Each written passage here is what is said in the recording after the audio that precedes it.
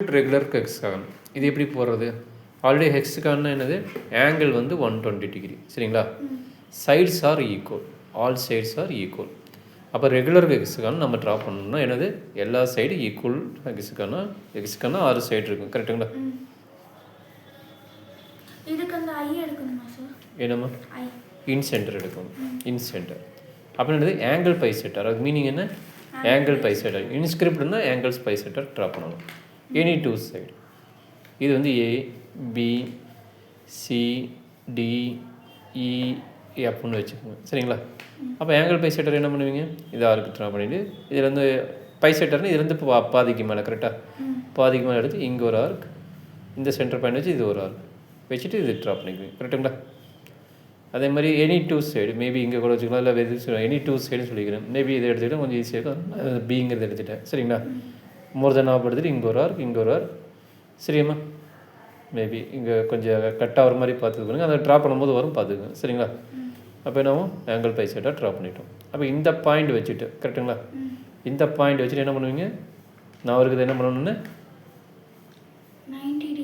Very good. 90 டிகிரிக்கு பண்ணுறதுக்காக ஒரு ஆர்க்கு 2 பாயிண்ட் டச் பண்ணுற மாதிரி வச்சுக்கிட்டு அப்போ என்ன பண்ணுவீங்க? பைசெட்டராக ட்ரா பண்ணணும்.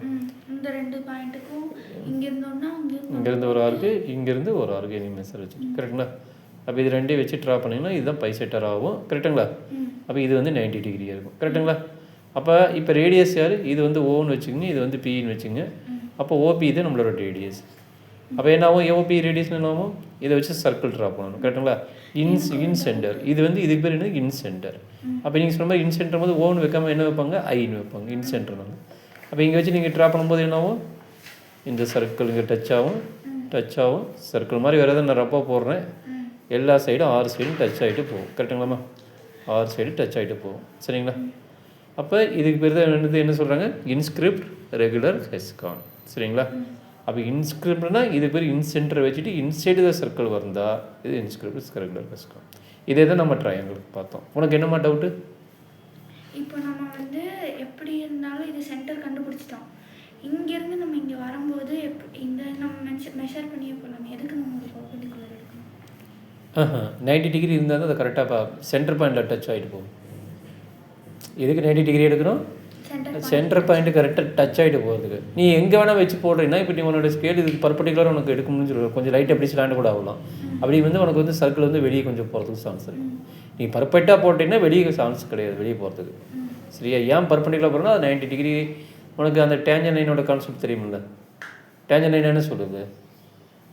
இங்கே ரேடியஸ் இருக்குது இங்கே இருக்குதுன்னா இதுதான் டேஞ்சன் லைன் கரெக்டாக? ஏன் 90 டிகிரின்னு பார்த்துக்கு இது வந்து டேஞ்சன் லைன். அப்போ இதனோட ஆங்கிள் என்னன்னு படிச்சுக்கிறேன். அந்த மீனிங் பாருங்கள். இப்போ இது வந்து ரேடியஸ் கரெக்டாக? அப்போ இங்கே போகிறது வந்து வெளியே இது வந்து ஹார்டு சீக்கண்ட் ஆயிரு கரெக்டாக? உள்ளுக்குள்ளே கட் ஆகாது கரெக்டாக? அப்போ இது ரெண்டும் என்னமா இருக்கும்? டேஞ்சன் லைன் கரெக்டுங்களா? டேஞ்சன் லைன் உங்களுக்கு ஃபார்ம் ஆகும் புரியுதுங்களா?